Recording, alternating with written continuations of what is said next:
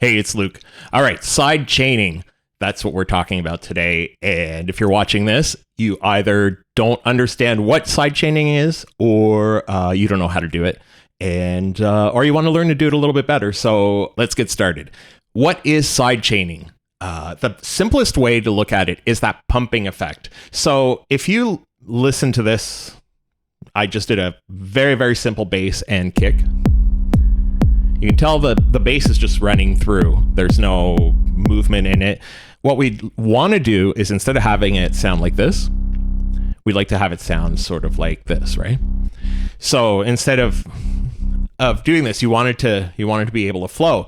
So what I did is I just put a real long legato just for I don't know how many bars. If you use a plugin like LFO Tool or Kickstart 2 here, you can get that effect this way. But you can also do it with a compressor, and it's actually not that tough to do. It takes a little bit to wrap your head around it, but I learned a few little tricks over time. So we're going to go to audio effects here and just find the compressor. You don't need to use any preset or whatever. We're going to do everything from scratch, and it'll just take a few seconds. The default for the compressor, I think, is this one here. And actually, let's take off Kickstart because we want that long sustained note. Okay, so we've got the compressor, and the first thing we're going to do is go to sidechain here. And so we put the compressor on the bass. That's the one that we want to get moving around. I'll get rid of this here. So we turn on sidechain, and what we want triggering the sidechain is the kick. So you just choose it from this list here. So what's going to happen now is not a whole lot. The next thing you want to do is go down here, and what you want to do is have this view here. Get this one out of the way. The reason is you can sort of start to see what you're seeing here is the kick in gray. So over here you're seeing nothing. It doesn't help you. Even if you bring down the threshold, you notice it's doing something, but you don't really know what it's doing. So once you go here, you can sort of start to understand what's going on. So if we bring this down, we're bringing the threshold down, now you're starting to see what's happening. So you're able to tell here that every time the kick hits, it's bringing this down a little bit. And you probably can't see because it's not zoomed in, but it's not doing it right away. What we want is bring this attack down all the way down as low as it'll go. So as soon as the kick hits, it's noticing it, and you can do a little bit of look ahead here. It will add a little bit of latency, but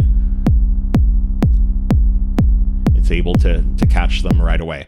So we've got the attack down all the way. The release, you don't want too high either, because, well, it depends on how quickly you want that bass to come back. We'll look at this after. So let's just get this moving a little bit. So you can start to feel it. Every time the kick hits, it pumps a little bit. It's a little bit too short here, the release, because it's just doing like this. You want it to have a little bit of more of a flow. So you can adjust this to, there we go.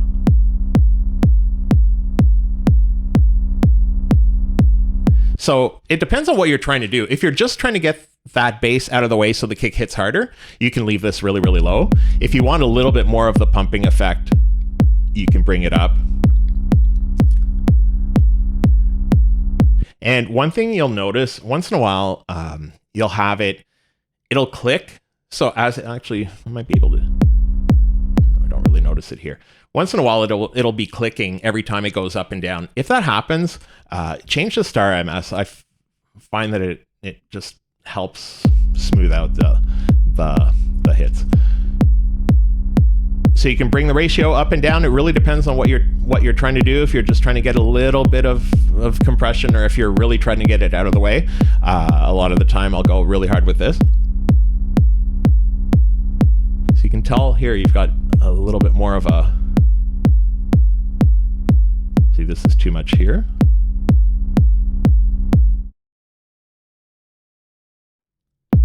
So you find something that works the way you want it, and you can really tell that pump is going now. And even if we mute the kick,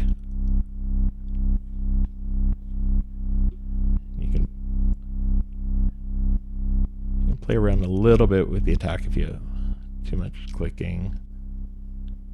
Like I said, this is too much.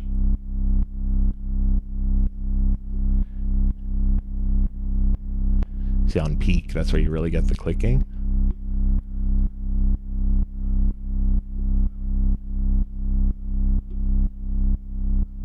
So you really have that pumping effect. So when you bring the kick back in,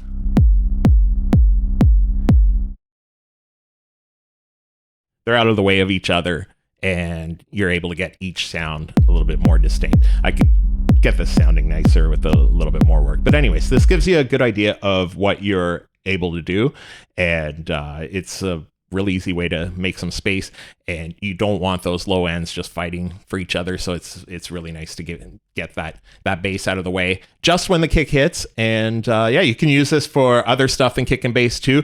I use it a lot of the time when I'm doing vocals and there's a bigger synth lead or pads or whatever. I'll do it just slightly in the background with a high attack and release, just so it's not really obvious, and just so they're down a little bit as the vocals go, and it's just sort of automatically creates this flow between the two. So there are a lot of ways to use it, but anyways, hopefully that can get you started with sidechain compression, and I hope that can help you out. Thanks for watching. I'll see you in the next video.